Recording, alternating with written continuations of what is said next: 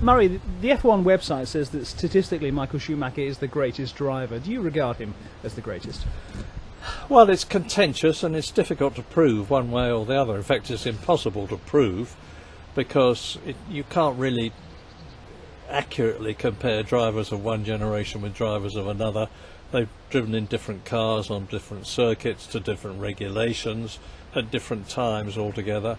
Having said that, obviously statistically he is by far the greatest. If Michael Schumacher wins the Brazilian Grand Prix this weekend, his 92 wins will equal those of Senna and Prost, who are regarded rightly as being two of the greatest of all time, put together. That's a mark of how good he is statistically. And he's had more pole positions, he's won more World Championship points, he's led more laps. I think just about every record in Formula One is Michael Schumacher's. So statistically there is no argument at all. So then you get into other things like what other characteristics has he got. Well, Michael Schumacher, in my opinion, and it just has to be an opinion, is the greatest of all time, not just because of the figures, but because in 1995, when he was already a double world champion for Benetton, he voluntarily left the team when he could have stayed and won more world championships to accept the challenge of bringing Ferrari back from the doldrums to the greatness that it had had in the past. And he's achieved that brilliantly, and he's done it by sheer leadership, by persuading the right sort of people to join the team. Ross Brawn, the technical director, Rory Byrne, the design director, and various other people. And Michael Schumacher has led all of them absolutely superbly. Now, on top of that, I think he's an absolutely cracking bloke. Not everybody agrees with me, but I used to interview him virtually every race, and he was always extremely courteous, extremely helpful, very cheerful, came to my leaving party, which I regarded as a very great honour, and he's altogether a top bloke. So for me, he just about shades Fangio, who I always regarded as the greatest of all time, until Michael Schumacher came along. Murray, how would Michael Schumacher and the skills that you admire have translated to perhaps Juan Fangio's car in the 1950s? Well, who knows? All you can say is if Schumacher had been driving Fangio's car, I believe he would have done extremely well, just as I'm sure Fangio would have done extremely well had he been alive now and been able to drive Michael Schumacher's car.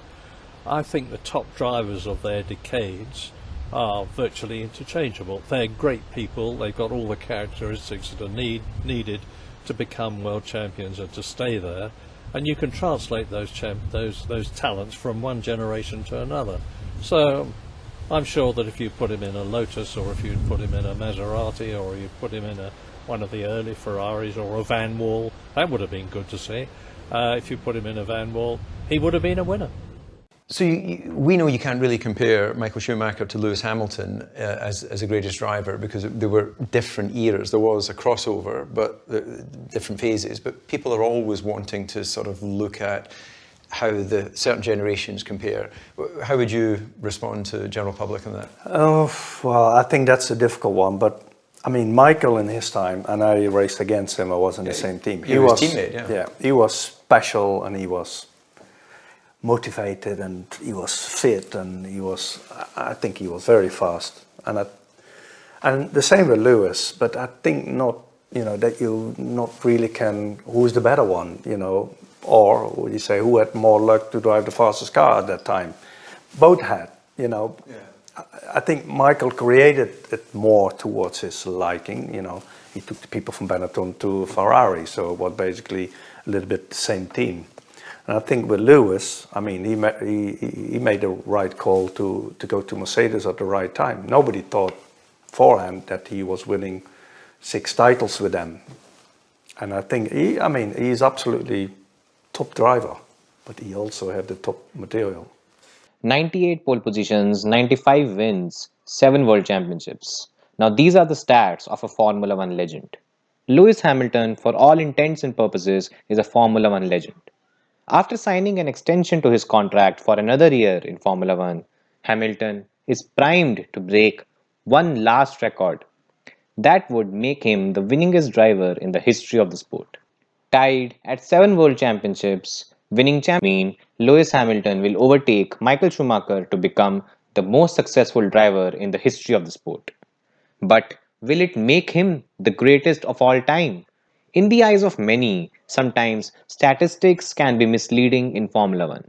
Result by the machinery you're in, and sometimes you're just not lucky and end up in an uncompetitive car. When we talk about the GOAT in Formula One, Michael Schumacher's name features prominently in that discussion. And it's not down to the numbers he racked, it's the impact he had on the team for which he drove.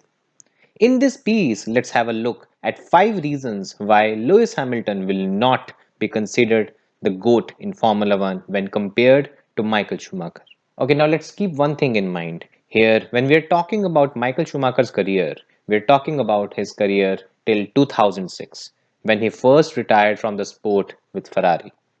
His second stint, well, let's admit it, it was a joke. A 40-year-old Michael Schumacher was just not the driver in his prime and should not be brought into consideration. Schumacher was instrumental in Ferrari's growth. Michael Schumacher was the reigning two-time world champion when he left Benetton to join Ferrari in 1996. Ferrari at the time was at best a midfield team. They last won a title in 1984, and even though they had challenged for the title with Alain Prost, the team had not tasted success in a long, long time. The team was not even a contender for a championships, so when Schumacher moved to Ferrari, he moved with the intention of bringing the team back to its glory days. It was not easy, and it took multiple years of disappointment before Michael Schumacher would finally win his first title with Ferrari in 2000. And as we all know, that was the beginning of an unbeaten 5 year run. In essence, Schumacher took Ferrari from the ground and transformed it into a championship winning machine. Now, Hamilton, on the other hand, moved from McLaren to Mercedes in 2013. By that time, the team was already on its way up. They had just achieved their first pole and victory at the Chinese Grand Prix in 2012. And under Ross Brawn, the team had invested heavily in the new regulations in 2014. By his second year at Mercedes, Hamilton was already driving a car that was a second a lap quicker than anyone else.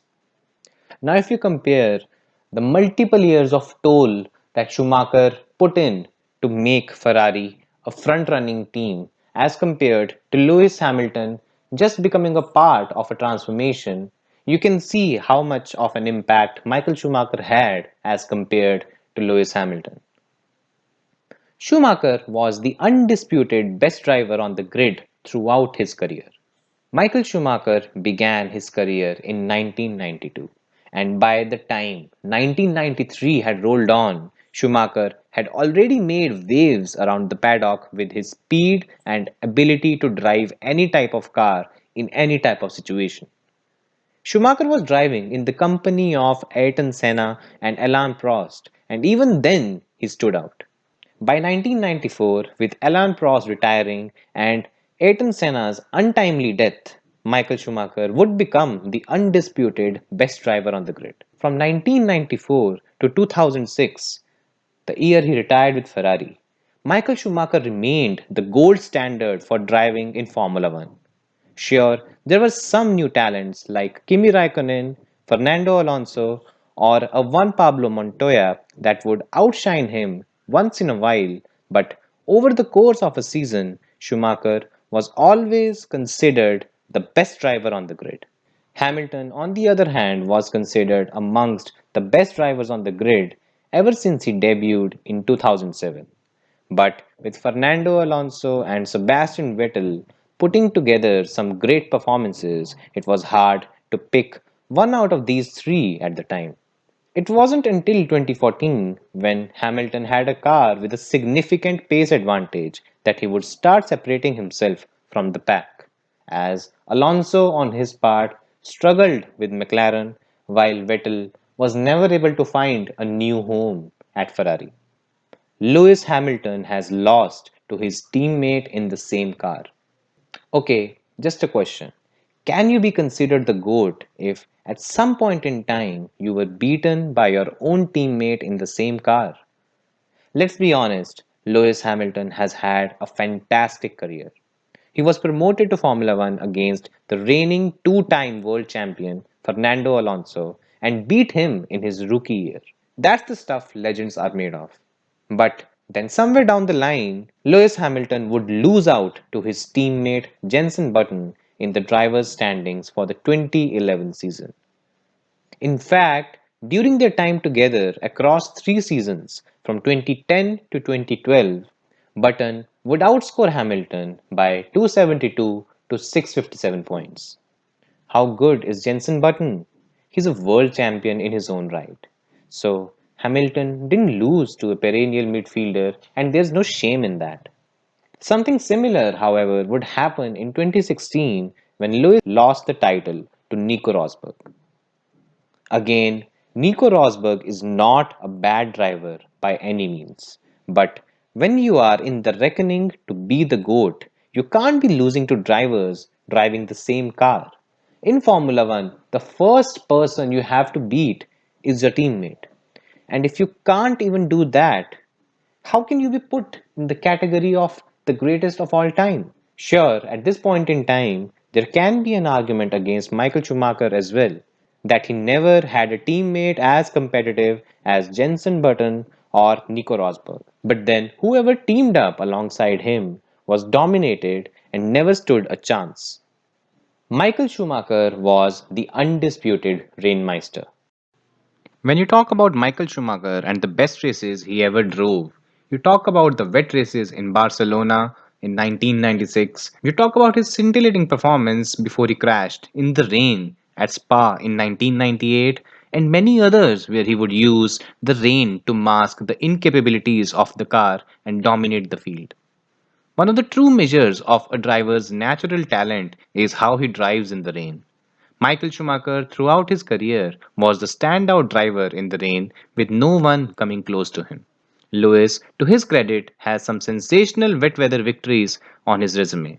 He dominated the race in treacherous conditions at Silverstone in 2008, put together a brilliant display in Suzuka in 2014, and who can forget what he did at Turkey in 2020?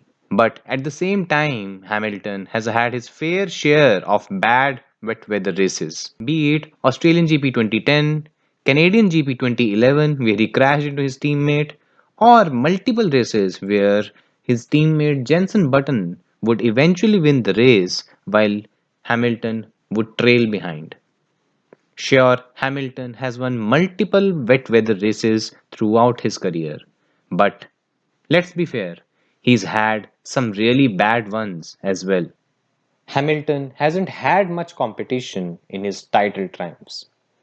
Michael Schumacher will win his first title against Damon Hill, a world champion, in a seesaw battle. He will win his third title against a two-time world champion, Mika Hakkinen, in a similarly paced McLaren. His sixth title would see him fight off the likes of Kimi Raikkonen and Juan Pablo Montoya from two different teams in the last race of the season.